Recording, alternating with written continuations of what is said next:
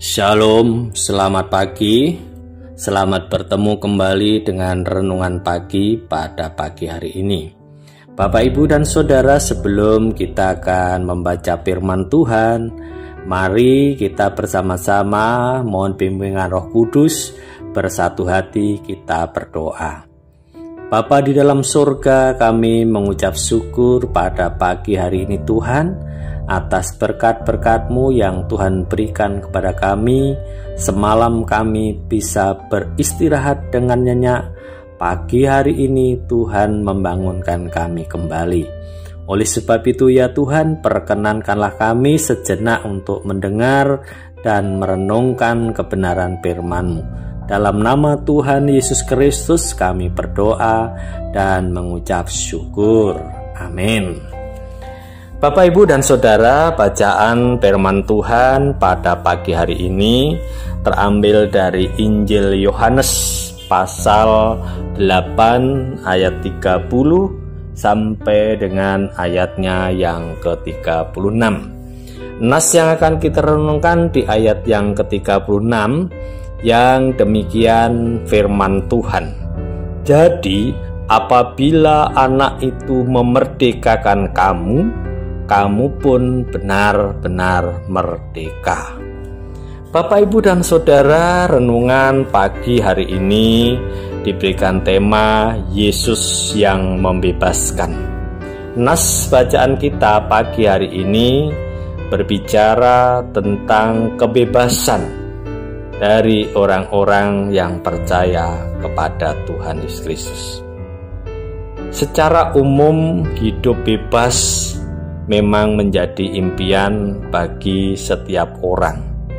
Karena itu, manusia hidup di tengah-tengah dunia ini, mereka pengennya bebas dari segala yang selalu merintangi dirinya. Karena orang punya pemahaman, hidup bebas itu pasti menyenangkan. Hidup bebas itu pasti membuat orang bersuka cita. Namun bagaimana sebagai orang-orang Kristen, sebagai anak-anak Tuhan? Orang-orang Kristen, orang-orang percaya adalah orang-orang yang sudah dibebaskan dari kuasa dosa.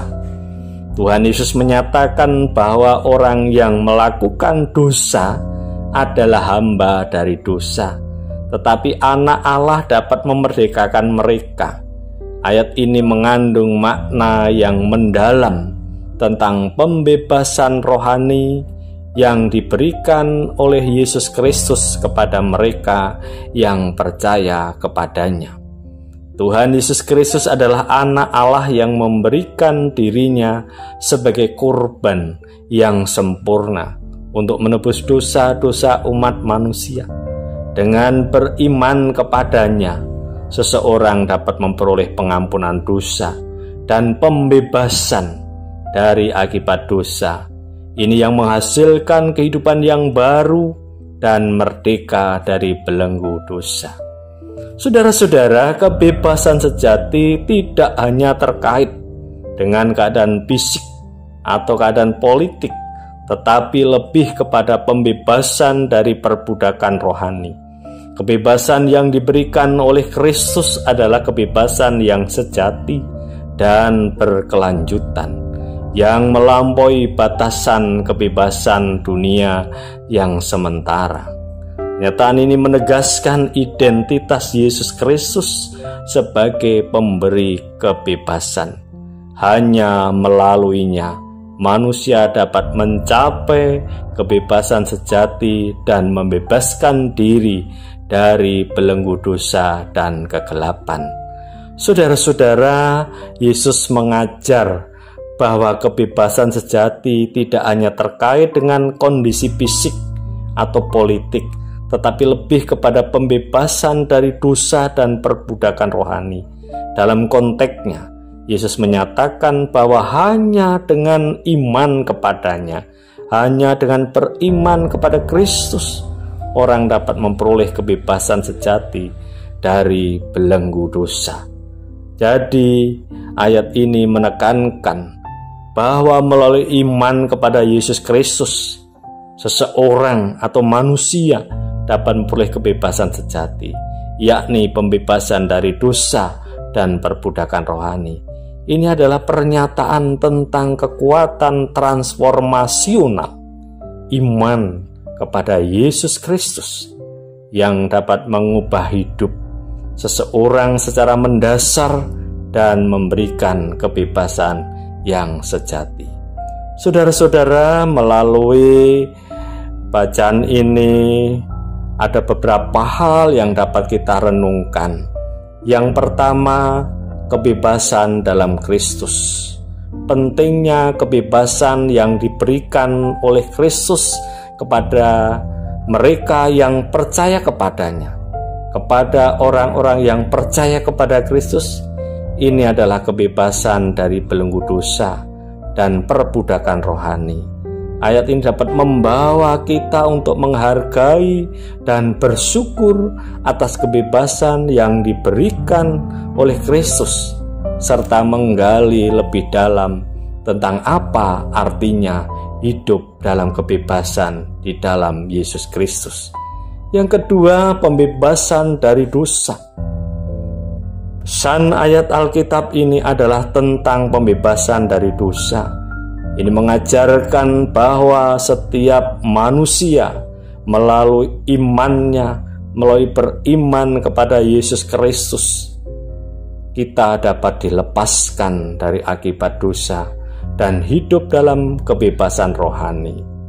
Lalu bagaimana kita dapat mengaplikasikan pembebasan ini dalam kehidupan sehari-hari, baik dalam relasi dengan Allah maupun relasi kita dengan sesama manusia? Saudara-saudara, Tuhan Yesus Kristus senantiasa telah membebaskan kita dari kecengkraman dosa. Dari sini kita bisa merenungkan tentang keagungan dan kekuatan Kristus dalam memberikan kebebasan kepada kita. Hal ini dapat memperkuat iman kita dan meningkatkan penghayatan kita yang akan berperan peran Kristus dalam kehidupan kita. Bapak, Ibu, dan Saudara, pada minggu-minggu ini kita memasuki minggu masa perayaan dan penghayatan Prapaskah. Kita diajak untuk bagaimana menghayati pengorbanan dan penderitaan Kristus di dalam membebaskan manusia dari cengkraman dosa. Oleh sebab itu, saudara-saudara, kehidupan kita yang sudah merdeka dalam Kristus juga menuntut tanggung jawab. Renungkanlah tentang bagaimana kita menggunakan kebebasan ini untuk menghormati Allah dan melayani sesama. Kehidupan yang sudah merdeka, yang sudah dibebaskan nih, bukanlah untuk memenuhi nafsu duniawi, tetapi untuk menjalani kehendak Allah dalam kasih dan kebenaran. Karena itu, melalui refleksi atas ayat-ayat ini, kita dapat memperdalam pemahaman akan arti kebebasan dalam Kristus, serta menemukan inspirasi untuk menjalani hidup yang merdeka dalam kasih dan kebenaran. Selamat menghayati masa Prapaskah. Tuhan Yesus memberkati kita semua. Amin. Kita berdoa. Bapa, kami bersyukur atas firman-Mu pada pagi hari ini. Biarlah firman-Mu Tuhan menguatkan iman kami, mengingatkan kami dan menasihati kami, agar kami dapat menggunakan kebebasan yang Tuhan berikan kepada kami ini untuk melakukan yang baik, yang benar di hadapan Tuhan. Bapa, kami menyerahkan kehidupan kami pada hari ini ke dalam kuasa-Mu.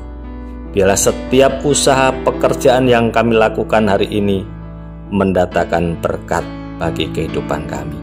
Dalam nama Tuhan Yesus kami berdoa dan mengucap syukur. Amin.